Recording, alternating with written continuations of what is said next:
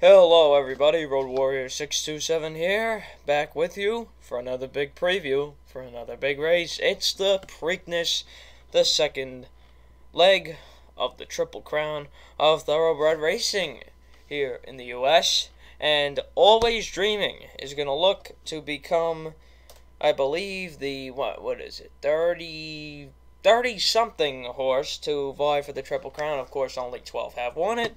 We will see if he can win the Preakness and move on to contention in the Belmont Stakes to win the Triple Crown, which I will be attending. I will be at the Belmont Stakes this year.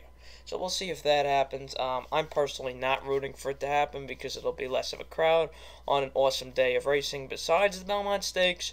Already seen a Triple Crown. It'd be a great story to see some native Brooklyn guys win the Triple Crown. Johnny Velasquez, obviously, Pletcher.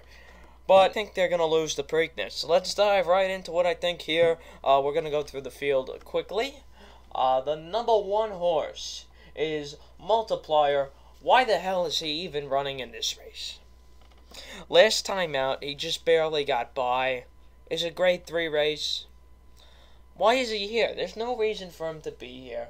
If you think this horse can do something, try and do it. Try and develop him. Until then, I think it's a foolish decision to run here, to be quite honest, and I don't think he's going to contend at all. If anybody's going to finish last, I'd pick him. Number 2, Cloud Computing. We'll get back to him. Wink, wink. Number 3, Hence, gave him a chance in the Derby as one of my live long shots. I'm not giving him many chances beyond this. I'm not including him in my top 4 here because I didn't see he had much of an excuse. He got bobbled a little bit, but other than that, nothing much. Always Dreaming we'll come back to. Classic Empire we'll come back to. Gunnevera. The only thing that makes me think Gunnevera has a chance in this race. Big Money Mike. The horse does not seem to have a chance to win the race, but when Mike Smith is on the horse, anything can happen. So you might want to consider him as playing as one of your live long shots. Maybe I'll include him on my list. I'm not going to bet him, but I think if I wanted to suggest to you somebody besides my top 4, I would choose him.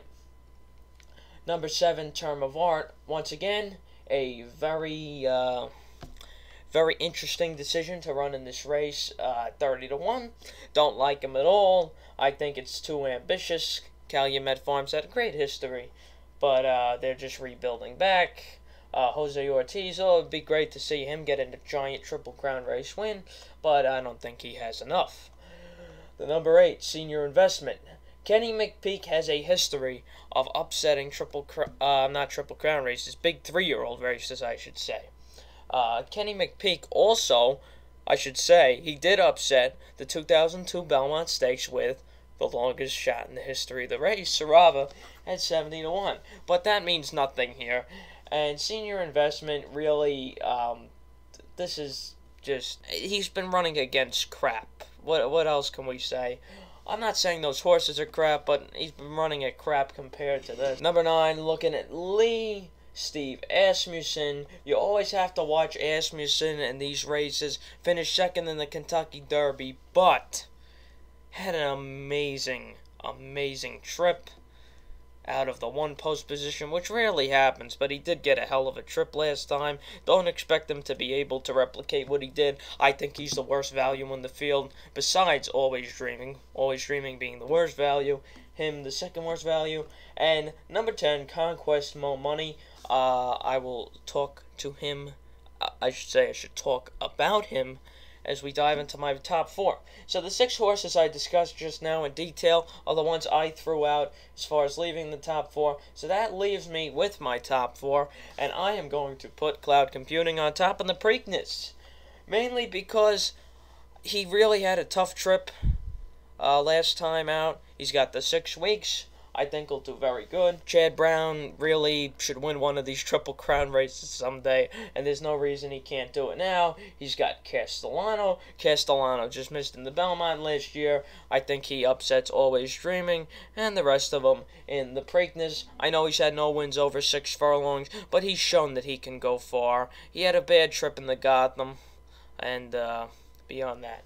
So, second, Conquest Mo Money. I said I'd get back to him. Number 10, Miguel Hernandez, this trainer I've never heard of. Jorge Carreno, also a jockey I've never heard of. I don't really mind that he's a jockey I've never heard of because he's supposed to go to the lead. I think he's going to hang out there and Cloud Computing's going to catch him at the end. He's very good as far as being on the lead. He's the lone official speed. Classic Empire and Always Dreaming have speed, but he's going to be in front. And being in front at Pimlico, people, it's good.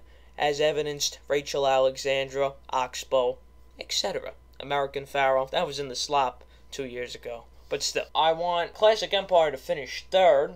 Marquesi, this was the Morning Line Derby favorite. He ran very good at Churchill Downs considering the trip he got. I really don't think he had a good trip at all. He got bobbled, he was in behind, taken out of his running style, etc., etc. So I do expect him to run better. I think the dry track is going to make a difference for him, and I think he'll like that. And we're going to finish up with Always Dreaming in fourth. Yes, I do not expect him to win the Preakness, mainly because I think he's just not that much better than everybody else. Maybe he'll prove me wrong, but at 4 to 5, I'm willing to bet other horses to find out. So, as you can see, I kind of ran through that kind of quickly, but I got stuff to do. Hope you all enjoy the 142nd running of the Preakness this Saturday at 6:45. You can see it on NBC. You can see it on the Pimlico track feed on various betting websites. So, enjoy, everybody. Hope all your photo finishes are winning ones, and remember, pay your bills first. Enjoy, everybody.